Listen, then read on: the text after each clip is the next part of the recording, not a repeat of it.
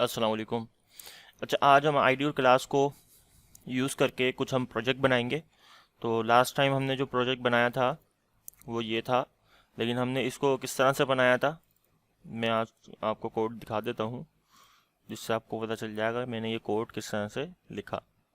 ठीक है, तो डिफ में ये CSS से लिखी थी, हेडिंग में ये, पैराग्राफ में ये, और एंकर में ये। अब यहाँ पे हमने आईडी और क्लास को यूज़ करके बनाना है, तो इसमें हम एक फ़ायदा हमारा ये होगा कि हम मल्टीपल बना सकते हैं। मिसाल के तौर पे अगर मैं इसी को कॉपी करता हूँ यहाँ से, मुझे ये दो चाहिए, यहाँ से मैं पेस्ट करता हूँ और इसको यहाँ पे आके मैं रिफ्रेश करूँगा, तो यहाँ पे सेम कलर का, सेम राइटिंग स्टाइल का, यानी ईच एंड एवरीथिंग जो है वो सारी चीज़ें सेम बनेंगी। लेकिन मैं चाह रहा हूँ कि ये डिफरेंट होना चाहिए, क्योंकि जो बटन है इसका कलर डिफरेंट होना चाहिए, मैं इसका राइटिंग स्टाइल डिफरेंट रखना चाह रहा हूँ। ठीक है, ये जो बॉर्डर के कलर है मैं इन दोनों के अलग रखना चाह रहा हूँ। तो ये सारी जो चीज़ें हैं ये तभी पॉसिबल है जब आपको आईडी क्लास का अच्छे से नॉलेज हो। ठीक है, अब यहाँ पे देखो दोनों चीज़ें साइज सेम है। ठीक है, और सारी चीज़ें सेम है, बस उनके कलर डिफरेंस रखने हैं। तो हम इसको किस तरह से डिज़ाइन करेंगे आईडी क्लास को यूज़ करके, उस चीज़ को आज हमने स्टडी करना है। तो इससे हमारी आईडी क्लास की भी प्रैक्टिस हो जाएगी। तो मैं सारा काम यहाँ से अभी रिमूव कर रहा हूँ, दोबारा डिज़ाइन करूँगा इस लेसन के लिए। तो यहाँ पे हमने प्रैक्टिस आईडी एंड क्लासेस, यहाँ पे नाम हमने दे दिया। तो सबसे पहले हमने यहाँ पे डिफ बनाया, और उस डिफ को हमने आइडेंटिफिकेशन के लिए आईडी भी दे सकते हो, लेकिन फिर उसको आप रीयूज़ नहीं कर सकते। तो हम यहाँ पे क्लास देंगे, क्योंकि हम सेम चीज़ चाह रहे हैं नीचे भी आए मल्टीपल टाइम, हम जितना चाह रहे हैं उतने टाइम। ठीक है, तो ये हमारा क्या होगा, इसको हमने नाम दे दिया कंटेनर के नाम से, इसको हमने बनाना है। तो अब इस कंटेनर को हमने ऊपर डिफाइन करना है, तो सिंपल आप यहाँ पे डॉट लगाओगे, और इसका बैकग्राउंड कलर हमने डिफाइन कर दिया ऑरेंज। जो भी आप कलर रखना चाह रहे हो वो आप डिफाइन कर सकते हो। अभी कलर कोई भी नहीं आएगा, क्योंकि हमने इसके ऊपर अभी हाइट एंड विड्थ नहीं दी है। तो हाइट और विड्थ में डिफाइन कर देता हूँ, और यहाँ पे मैंने हाइट बता दी 500 पिक्सल, और यहाँ पे अभी 500 पिक्सल मैंने बता दी दोनों चीज़ें। ये आ गया हमारा एक बॉक्स, काफ़ी बड़ा बन गया, तो हम इसको 300 कर लेते हैं, 300 कर लेते हैं। ओके हो गया। अब थोड़ा सा गैप देना है, तो हम इसको मार्जिन दे देंगे, और इसको हम 30 पिक्सल मार्जिन देते हैं। थोड़ा सा ये आ गया, ठीक हो गया। अच्छा, अब हम कलर इसको नहीं देंगे। कलर क्यों नहीं देंगे? क्योंकि हमने ये जो कंटेनर है ये दो बनाने हैं, और दो अलग अलग बनाने हैं। ठीक है, दो अलग अलग बनाएंगे तो इससे क्या होगा, अभी मैं कलर आपको दिखाता हूँ। रेड, तो ये दो सेम साइज़ के बनेंगे, लेकिन कलर भी उनका सेम होगा। अब मुझे कलर अलग अलग चाहिए, तो मैं यहाँ पे क्या यूज़ करूँगा, मल्टी क्लास यूज़ करके इनको कलर में अलग बताऊँगा। जैसे मैं इस कंटेनर को स्पेस देता हूँ, स्पेस दे के कोई भी नाम लिखूँगा तो वो मल्टीपल क्लास यानी मल्टी क्लासेस कहलाएंगी। तो यहाँ पे मैं इस अलहदा क्लास को यूज़ करके उसको कोई भी चीज़ डिफाइन कर सकता हूँ। मैंने कहा कि ऑरेंज कलर क्लास का नाम रखा मैंने, और यहाँ पे मैंने नाम दे दिया लाइट ब्लू, स्मॉल में लिख लेते हैं लाइट ब्लू। तो ये मेरी क्लास का नाम हो गया। तो मैं इसी नाम को यूज़ करके इनको भी सेम यही कलर दूंगा, ताकि कोई भी काम में कन्फ्यूजन ना हो हमारे। ठीक है, तो बैकग्राउंड कलर हमने यहाँ पे दे दिया ऑरेंज। सेव करूँगा तो यहाँ पे देखो कलर आ गया। सेम इसी तरह मैंने यहाँ पे दिया लाइट ब्लू, और यहाँ पे हमने बैकग्राउंड कलर भी लाइट ब्लू कर दिया। तो ये भी देखो वहाँ पे भी कलर आ गया। अब देखो यहाँ पे अगर ये चीज़ समझ नहीं आई है कि हमने इसको अलग यहाँ पे लिखा, कलर अलग बताया, हम और क्या कर सकते थे, इसका तरीक़ेकार यही है। अगर आप यहाँ पे कलर बताते तो दोनों पे कलर सेम आ रहा होता। ठीक है, दोनों पे कलर सेम आ रहा होता, तो फिर आप ये करते कि इस पे क्लास बना के सिर्फ आप यहाँ पे इसकी क्लास बता के और कलर डिफाइन करते, तो इसके ऊपर अलग कलर आ रहा होता। लेकिन वो मेथड गलत है। वो कौन सा मेथड मैं आपको बताता हूँ, यानी कि ये इस तरह से।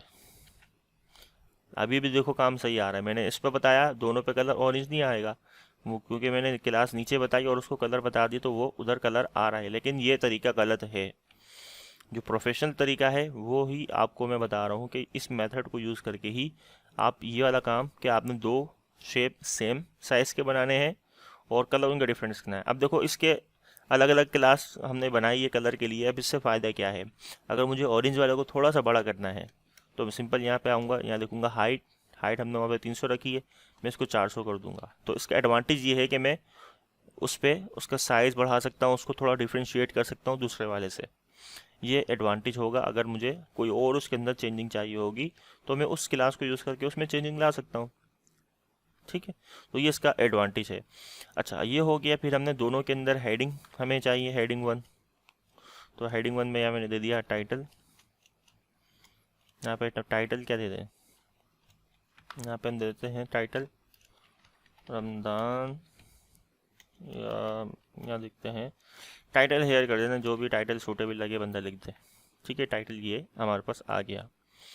सेम यही चीज़ हमने यहाँ पे भी देनी है। तो पहले पैराग्राफ भी बना लेते हैं लॉरेन इब्सन, और हमने यहाँ पे 10 वर्ड का पैराग्राफ ले लिया। छोटा लग रहा है तो हम 100 वर्ड्स का ले लेते हैं, तो बहुत ज़्यादा हो गया।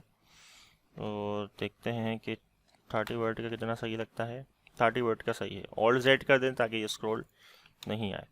एंकर का टैग लगाया हमने, यहाँ पे हैश लगाया डमी लिंक के लिए। रीड मोर हमने यहाँ लिख दिया, और इसको भी हम अच्छे से डिज़ाइन कर लेते हैं। सेम यही चीज़ यहाँ पे भी होगी, डिफाइन। ठीक हो गया।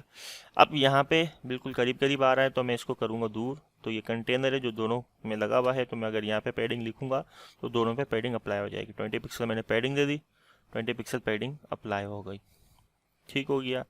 मैं कॉर्नर यहाँ से राउंड करना चाह रहा हूँ ओनली, दोनों साइड पे।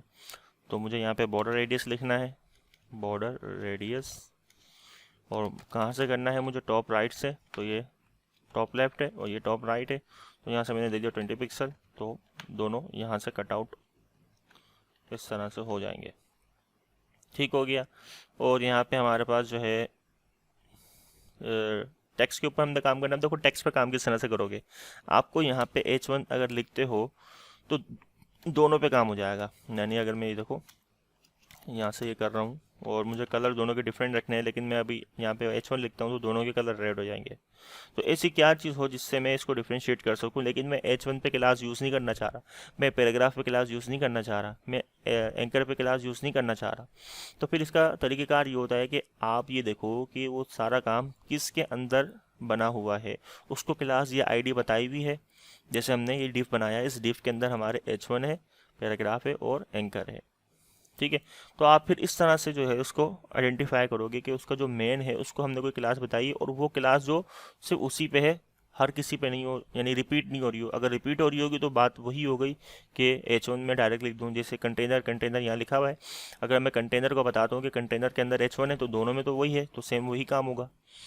ठीक है, यानी इस तरह से अगर मैं यहाँ पे कंटेनर लिखता हूँ, अगर मेरी बात समझ नहीं आ रही हो आपको, तो मैं कंटेनर यहाँ पे लिखा मैंने, और मैंने बताया कि इस कंटेनर के अंदर ग्रेटर देन का मतलब है इस कंटेनर के अंदर H1 है, तो क्या करो उसका कलर रेड कर दो। तो सेम वही बात हो गई कि मैं डायरेक्ट लिख रहा हूँ H1। ठीक है, तो फिर हम डिफ्रेंशिएट कैसे करते हैं कि कोई ऐसी आईडी ही है या इसमें क्लास है जो कि सिर्फ उसी में यूज़ हो रही है कोई स्पेसिफिक काम बनाने के लिए, तो हम उसको यूज़ करें। जैसे ऑरेंज, ऑरेंज यहाँ पे, ऑरेंज यहाँ नहीं है क्योंकि हमने इसका कलर डिफरेंट बनाने के लिए इसका नाम हमने एक और दे दिया था क्लास का ऑरेंज, तो हम उसको यूज़ कर सकते हैं। तो फिर हम यहाँ पे क्या करेंगे कि हमारा जो ऑरेंज है उसके अंदर H1 है, तो ऑरेंज कहाँ है, ऑरेंज सिर्फ यहाँ पे है, तो ये सिर्फ इस वाले को H1 को इफेक्ट करेगा। ठीक हो गया। तो यहाँ पे हमने इसको कलर अगर हम वाइट देते हैं तो ये लुक इसका कैसा आ रहा है इसको देख लेते हैं। गुड आ रहा है। टेक्स्ट ट्रांसफॉर्म हम दे देते हैं, कैपिटल कर देते हैं इसको, और फॉन्ट फैमिली हम यहाँ से यूज़ कर लेते हैं, कैलिबर यूज़ कर लेते हैं। ये भी सही लग रहा है। ठीक हो गया। इसी तरह जो पैराग्राफ है सेम वही ऑरेंज यहाँ लिखोगे और बताओगे इसके अंदर जो पैराग्राफ बनाया है उस पर काम करना है। फॉन्ट फैमिली, कैलिबर आ गए हमारे, और कलर जो हम थोड़ा सा लाइट रख लेते हैं। ये कैसा लग रहा है, ये भी ठीक है। और फिर हमारा बटन आ रहा है, तो ऑरेंज के अंदर जो एंकर है उसके ऊपर हमने काम करना है। क्या काम करना है, बैकग्राउंड कलर हम बता देते हैं। अच्छा, हम यहाँ इसमें बैकग्राउंड कलर बताते हैं, हम बताते हैं इसमें आउट बॉर्डर। ठीक है, हमने लास्ट टाइम बैकग्राउंड के साथ बना लिया था, हम आज बॉर्डर के साथ बनाते हैं। 1 पिक्सल सॉलिड कलर है, और हमने जो कलर रखना है वो हम ऑरेंज के ऊपर रख लेते हैं। ब्लैक ही सही लगेगा, तो ब्लैक हमने रख लिया। ठीक हो गया। और इसको हमने पैडिंग दी, पैडिंग हम यहाँ पे 10 पिक्सल टॉप और बॉटम से और 20 पिक्सल लेफ्ट और राइट से दे देते हैं। ठीक नज़र आ रहा है। अब ये थोड़ा नीचे चाहिए मुझे, तो यहाँ पे मैं करता ये हूँ, यहाँ पे हम BR का टैग ला देते हैं ताकि थोड़ा इंटर हो जाए तो गैप आ जाएगा। ठीक है। और इससे अगर ज़्यादा आ रहा हो तो दूसरा तरीक़ेकार ये है कि आप जो है मार्जिन जो है वो पैराग्राफ के बॉटम से दे दो ताकि वो नीचे आ जाए। मार्जिन बॉटम आप दे दो 50 पिक्सल, तो सेम नीचे से भी गैप आ जाएगा। लेकिन हमारा एक दफ़ा BR लगाने से काम जिस तरह से हमें चाहिए उस तरह से आ रहा है, तो हमें BR ही यूज़ करेंगे, मार्जिन यूज़ नहीं करेंगे। ठीक हो गया। अब इसका जो बॉर्डर है लगा दिया है, पैडिंग दे दी है, तो बॉर्डर रेडियस भी हम थोड़ा सा यूज़ करके इसको थोड़ा सा राउंड कर देते हैं। ठीक हो गया। और कलर इसका सेट कर लेते हैं, रेड ब्लैक ही सही लगेगा हमारे को। और टेक्स्ट डेकोरेशन भी हम कर लेते हैं सेट। टेक्स्ट डेकोरेशन जो है नन कर देंगे ताकि अंडरलाइन चले जाए। और सेम, अब देखो यहाँ पे हमने एक चीज़ क्या करी है, यहाँ पे भी हमने फ़ॉन्ट फैमिली सेम रखी है, यहाँ पे भी हमने फ़ॉन्ट फैमिली सेम रखी है। तो अब हम कर ये सकते हैं कि हमें फिर हर एक पे लिखने की ज़रूरत नहीं है, हम इसको यहाँ से कट करेंगे और ऑरेंज जो इसका मेन है वहाँ पे जाके लिख देंगे, तो इसका मतलब सबकी बात हो रही है, तो सबका ही राइटिंग स्टाइल वही हो जाएगा। ठीक हो गया। अगर इसका कलर डिफरेंट रखना है हेडिंग का, तो आपने ये बनाया हुआ है अलग से, तो उसका आप कर सकते हो, उसकी कोई टेंशन नहीं है आपको। क्योंकि अगर सबको ही कलर सेम रखना तो ये भी हम कलर भी वहाँ पे भी रख सकते थे। तो यहाँ पे मैं इसको ब्लैक ही रख लेता हूँ, ब्लैक ही अच्छा लगेगा। ठीक है, तो ओके हो गया। और अगर इस हेडिंग का कलर राइटिंग से अलग रखना हो तो फिर आप यहाँ पे आके बता सकते हो कोई डिफरेंट चीज़, तो वो फिर डिफरेंट हो जाएगा वहाँ पे। ठीक है, तो ये चीज़ डन हो गई। अब दूसरे वाले को तैयार कर लेते हैं। दूसरे वाले को भी सेम इसी तरह से तैयार करोगे कि आप यहाँ पे उसको यूज़ करोगे डॉट लाइट ब्लू। ठीक है, बताओगे उसके अंदर जो H1 है उसको आपने किस तरह से बनाना है, उसका फ़ॉन्ट फैमिली क्या रखोगे। मैंने कहा भी उसकी फ़ॉन्ट फैमिली जो H1 की वो हमने इम्पैक्ट रखनी है इस तरह से। और उसको बाकी को हटा देते हैं, राइटिंग स्टाइल को इम्पैक्ट आ गया। और फ़ॉन्ट वेट हम यहाँ से नॉर्मल कर देते हैं ताकि बोल्ड ख़त्म हो जाए। टेक्स्ट ट्रांसफॉर्म जो है हम कैपिटल कर देंगे। बाकी पैराग्राफ पे आ जाते हैं। पैराग्राफ के ऊपर आने के बाद यहाँ पे हम लिखते हैं फ़ॉन्ट फैमिली। अच्छा, बाकी दोनों चीज़ों को हमने सेम रखना है, तो यहाँ पे फ़ॉन्ट फैमिली इसके ऊपर भी हम सेम यूज़ कर लेते हैं, फ़ॉन्ट फैमिली कैलिबर। ठीक हो गया, दोनों पे सेम आ गया। और यहाँ पे हमने इसको क्या देना है, कलर।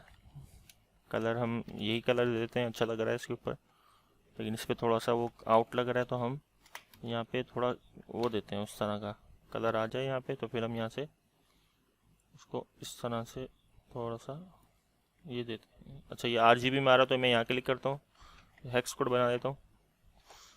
ब्लैक चाहिए हमारे को, थोड़ा सा ये इस तरफ आए, सेव रिफ्रेश। ठीक हो गया। अब ये जो हमारा रीड मोर है इसको मैं इस तरह से बनाता हूँ कि इसका जो बॉर्डर है वो सिर्फ मैं बॉटम पे रखूँगा। ठीक है, पहले मैं चारों तरफ लगाऊंगा ताकि हमें उसकी साइजिंग का पता चले कि वो साइजिंग मैंने उसकी जो बताई है उसके हिसाब से सेट आ रहा ही नहीं आ रहा। तो मैंने यहाँ पे रेड कलर दे दिया और यहाँ पे मैंने पैडिंग सेम वही उसी तरह से दे दी, 10 पिक्सल 20 पिक्सल। ठीक हो गया। और एक दफ़ा BR वहाँ पे भी दे देते हैं ताकि थोड़ा सा वो नीचे आ जाए। ठीक हो गया। अब हमें बॉर्डर जो है सिर्फ बॉटम पे चाहिए, तो यहाँ पे मैंने दिया बॉर्डर बॉटम और कलर हम ब्लैक यूज़ कर लेते हैं, रिफ्रेश। और टेक्स्ट के ऊपर वर्किंग कर लेते हैं, फॉन्ट फॉन्ट नहीं है, टेक्स्ट डेकोरेशन नन। और कलर जो है वो हम ब्लैक कर देंगे। ठीक हो गया। और अगर बॉर्डर भी देना है, अगर दोनों पे सेम जगह पे देना है, तो आप सिंपल कंटेनर में दे दो बॉर्डर। बॉर्डर मुझे चाहिए बॉर्डर लेफ़्ट के ऊपर, डैश नहीं राइट के ऊपर, टॉप और राइट के ऊपर। ठीक हो गया। ठीक है, 1 पिक्सल सॉलिड। और यहाँ पे हम देते हैं ब्लैक। बहुत लाइट आ रहा है तो हम थोड़ा सा थिकनेस इसकी बढ़ा लेते हैं। और 4 पिक्सल सेट है। और अगर हमें राइट पे भी चाहिए तो हम यहाँ से राइट भी कर लेते हैं, देखते हैं वो उसका लुक कैसा निकलता है। इस तरह भी दे सकते हो, और अगर टॉप वाला हम हाइड करते हैं तो इस तरह से दोगे तो ये भी अच्छा लग रहा है, और अगर इसको कमेंट करते हो तो वो भी अच्छा लग रहा है, ये अच्छा लग रहा है। ठीक हो गया। तो देखो आईडी क्लास को यूज़ करके आप इस तरह से काम को बना सकते हो, डिफरेंट चीज़ें एक ही पेज पे। इसी तरह आप अगर इमेज लगाना चाहो तो यहाँ पे इमेज भी लगा सकते हो।